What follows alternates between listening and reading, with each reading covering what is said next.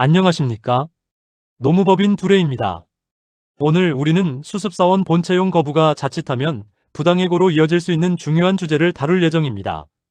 특히 HR 실무 담당자 여러분이 반드시 알아야 할 법적 방어막 3원칙과 법원 판례 분석을 통해 실질적인 지침을 제공해 드리겠습니다. 구독과 좋아요와 함께 시작하겠습니다. 먼저 흔한 오해부터 짚고 넘어가겠습니다. 많은 분들이 수습 기간 중이니까 언제든 내 마음대로 자유롭게 내보낼 수 있겠지? 라고 생각하시는데요. 하지만 가혹한 현실은 그렇지 않습니다.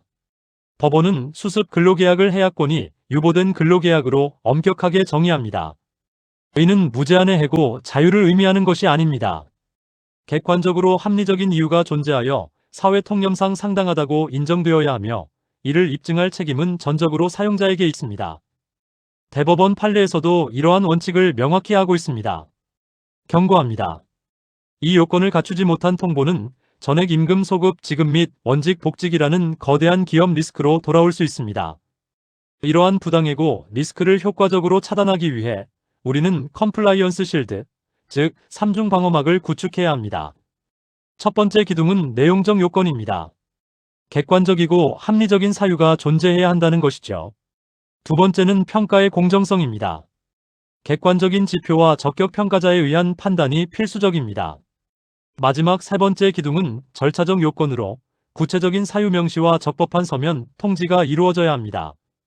주의하실 점은 이 세 가지 요건 중 단 하나라도 누락되면 방어막이 붕괴되어 본채용 거부가 곧바로 부당해고가 된다는 것입니다.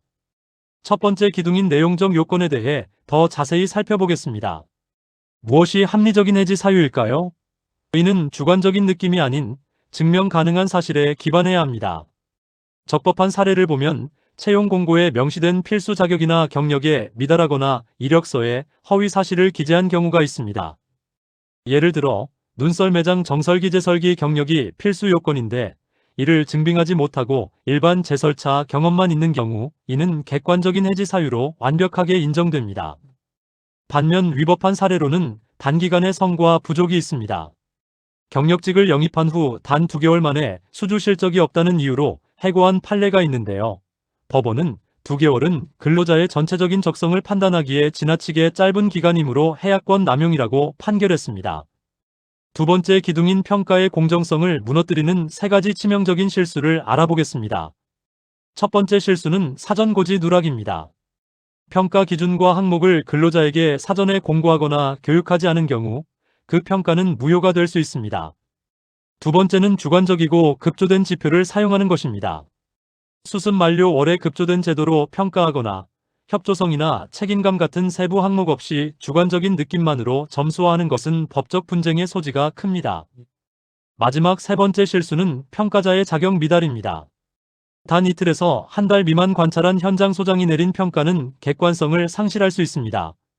핵심은 아무리 직원의 성과가 나빴다고 해도 평가 과정에 하자가 있으면 근로계약 해지 통보도 자동 무효화된다는 점입니다. 실패한 수습 평가의 전형적인 사례를 통해 앞서 말씀드린 문제점들을 더 구체적으로 살펴보겠습니다. 여기 서울행정법원 판례를 중심으로 한 수습사원 총괄 평가표를 보시죠. 이 사례에서는 평가 기간이 단 2일, 즉 11월 16일부터 18일까지였습니다. 단 2일의 관찰로는 직원의 적성을 판단하기에 절대적으로 부족한 시간입니다. 종합의견은 업무의 부적합함이었는데 이는 매우 추상적인 기재이며 책임감, 적극성, 직무 지식 등 구체적인 세부 항목과 그 기준이 부재했습니다. 예를 들어 60점 미만 부적격과 같은 명확한 기준이 없었죠. 더욱이 치명적인 오류는 면담 및 피드백 기록이 전무했다는 것입니다. 개선 기회 부여와 피드백 기록이 없었다는 점은 법원에서 크게 문제 삼는 부분입니다. 이제 세 번째 기둥인 절차적 요건 중 해고의 효력을 완성하는 통지수단의 법적 효력 스펙트럼을 알아보겠습니다. 근로기준법 제27조는 해고, 사유와 시기를 서면으로 통지해야 효력이 있다고 명시합니다. 카카오톡이나 문자 메시지는 일반적으로 위법 무효로 간주됩니다. 다만 예외적으로 대법원 판례에서 대표이사 직인이 날인된 공식 문서를 스캔 첨부하고 근로자가 이를 수신 및 확인한 경우에만 유효하다고 인정한 사례가 있습니다. 하지만 원칙적으로는 이러한 수단은 지양해야 합니다. 이메일 또한 이와 유사하게 조건부로 예외적인 유효성을 가집니다. 가장 완전하게 적법한 방법은 바로 공식 서면, 즉 종이 문서입니다. 이를 직접 교부하고 근로자로부터 수령 확인 서명을 확보하는 것이 가장 확실하고 안전한 방법입니다. 구체적 해지 사유 작성법에 대해 말씀드리겠습니다. 추상적인 단어는 금물입니다. 먼저 나쁜 사례를 보시죠. 귀하의 수습 기간 중 업무 능력 태도 기타 실적 등을 고려할 때 본채용에 불합격되었음을 통보합니다. 이처럼 모호한 문구는 법정에서 패소 사유가 됩니다. 근로자가 어떤 행동이나 실적이 문제가 되었는지 방어할 수 없기 때문입니다. 좋은 사례는 이렇습니다. 평가 결과 총점 55점, 합격 기준 70점 미달. 세부 사유는 1. 무단결근 2회, 2. 안전관리 규정 위반 3회, 31월 10일 개선 요구 면담 이후에도 업무 지시 불이행입니다. 이렇게 평가 결과, 점수와 구체적인 비위 사실, 그리고 일자까지 명확히 적시해야만 승소할 수 있습니다. 명확하고 구체적인 기록이 중요합니다. 자, 이제 신서서스, 즉 종합적인 관점에서 인사권 행사를 정당화하는 궁극적인 방어막에 대해 말씀드리겠습니다. 그것은 바로 기록입니다.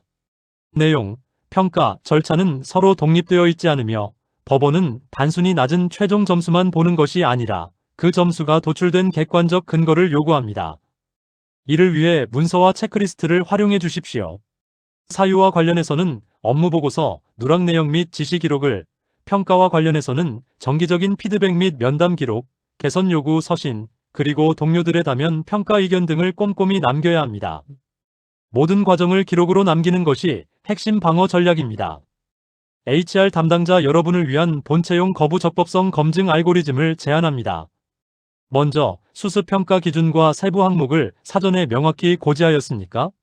네라면 다음 단계로, 아니오라면 절차 보완이 필수적입니다. 다음으로 충분한 기간 동안 적격한 평가자가 다면적 지표로 평가하였습니까? 이 역시 아니오라면 리스크가 발생합니다. 세 번째로 수습 기간 중 피드백과 개선 요구를 제공하고 이를 서면 기록으로 남겼습니까? 여기서 아니오라면 역시 절차 보완이 시급합니다. 마지막으로 구체적인 해지 사유를 명시하여 공식 서면으로 통지하였습니까? 모든 질문에 네라고 답할 수 있다면 여러분은 적법한 근로계약 해지를 실행할 수 있습니다. 다시 한번 강조합니다. 수습기간은 회사의 무제한적 자유가 보장되는 시간이 아닙니다. 오히려 합리적 근거를 축적하고 직원의 성장을 도모하는 골든 타임입니다. 법적 리스크 방어의 핵심은 제도의 투명성과 꼼꼼한 기록에 있다는 것을 명심해 주십시오. 오늘 발표된 내용은 노무법인 2회의 분석과 대법원 및 행정법원의 주요 판례를 종합하여 정리된 것입니다. 경청해 주셔서 감사합니다.